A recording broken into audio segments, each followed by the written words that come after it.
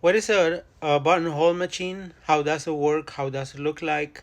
Um, what do you have to have in mind when you're buying for a buttonhole machine? So basically, if you're doing mass production, or if you want to present a more professional buttonhole kind of work, then you go with one of these machines. Otherwise, the tabletop machines work as good as these. However, if you want to go a little bit faster, then they won't do that kind of job. But they will do one or two, three buttonholes, and just make sure when you buy your sewing machine, top table sewing machine, it has those attachments. Especially if you buy used ones, I always ask, do you have the buttonhole attachments? A lot of people don't know what it is. I ask them to send me pictures to make sure that I'm getting something that is complete. So, having said that, let's go and take a look at that sewing machine. This is the my buttonhole machine. Um, a Juki, of course. A newer version would look white like this. This is also Juki, but this is a button setter. And as you can see on the model number, it says MB. So it's only button. Uh, and here it's MBH buttonhole. You can see the needle you need to buy for this sewing machine.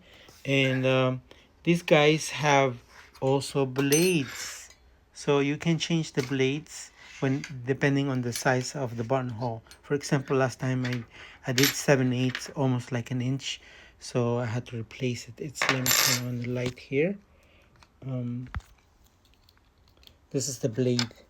See, you just loose this screw and it comes out. I can cover this next time. And mainly what I wanted to do is show you the buttonhole machine, how it works. This is they call this shirt buttonhole machine. So you have to oil it where the red marks are. Um, I'm gonna show you the inside of it. So basically, this is how you lift up the foot. But with the pedal, when you press the pedal, this automatically goes down. The fabric presser goes down, and then let's say you didn't place it right where you want the buttonhole to be, because you have to mark the buttonholes. Then you just lift it here with this foot lifter. Anyhow, so if I want to adjust the size, this is set for 1/2 inch right now. I'm gonna show. So I'm going to simulate a buttonhole. So I place this one. So it's very important to make sure this dot falls right below the needle, because that's where the buttonhole machine is going to start. Then you press the pedal on and off button. So remember, your needles must be right on top of this dot, because this is where we're going to start our buttonhole and end it here. So place it right on top. That's why I have this little light. And then I press the foot. Okay, if you see, the dot is right below the needle. Then I turn on the machine. It's a little bit noisy. And then if I want to lift it up, as I mentioned earlier, then you just push this lever, and it lifts up. You want to put it down, you press the pedal, just not all the way down, it's just halfway, because if you go all the way down, then it starts to do the buttonhole. Let's do it right now. Actually, I have it at 3/4.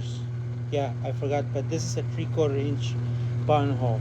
The best way to do it, I'm gonna do this again. I'm gonna mark the dot.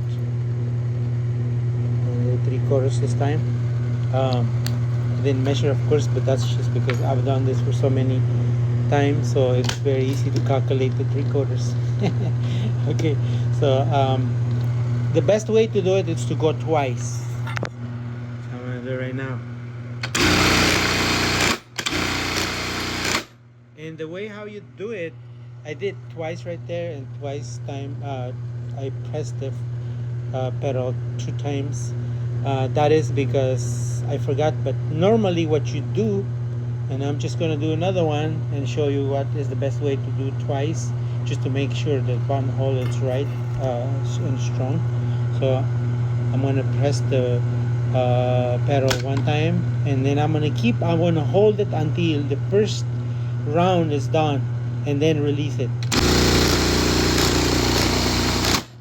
And it did it continuously. This is the best way, because if you do it like the first time I did it, this time it came out good, but a lot of times it's gonna be off a little bit and it's gonna cut the thread, so you don't want that to happen. So it's better to just keep your foot on it all the time after the first round, and then release it. It automatically lifts off the foot. So that's how it works. So in this case, if you see, it only cut like half an inch, because the blade, which is right here, is an half an inch blade. um, if I want this to cut 3/4, I have to take this off. See, it's not that difficult. Just, if you notice that it's narrower here and it's wider here, this is where you actually put it in, and then you have to slide it up. See, this is a little bit still too tight, so until it stops, that's where you tighten the blade. So that's how it works. A lot of people, they prefer not to add the blade, because if you want to do smaller buttonhole, then you cut then your cut is gonna go bigger than the buttonhole itself. So, but just remember, I have different sizes of blades, and I prefer to cut them. See, there's one, another one. This one is 3/8, so it's smaller than half an inch. This one, how big is this one? This is 7/8, like the other ones I showed you earlier. And that's how it works. It's simple. And these are really delicate. When you start to pass the thread through, you really need to um, make sure that your threading is starting like on a spiral. It goes through here, and then it goes through this tensioner. I need to buy a new one because it's cracked. It goes through this, but then it has to go through here. A lot of people, sorry, let me start again. You go here, and then you go through this. You must go through this. A lot of people, they just pass thread here straight to here, and you know what, it works. But at times when the fabric thickness changes, then it doesn't work. A lot of them ask me, hey Gil, you know what, my buttonhole machine is not working, what's going on? And the first thing I look at is if it's threaded right, and normally it just goes from here to here. So then once I pass it here, it works well. So these guys are very delicate in that kind of sense. Now what I'm going to do, I'm going to change it back to half an inch buttonhole, so I'll show you. Here's what we need to do. First, you have to take this off. This cover. This cover is to protect your hands from not being grabbed by the band. So that's why this is protected. However, if you want to lift it up, this cover doesn't allow you to lift it up. So you have to take it off. And then now, if you see here, I have this little bobbin holder. Then you have to pull it back, and it just rests on top of that. A lot of times you will have some sort of cone holder over there. In this case, I don't have it, and you must need this little wrench.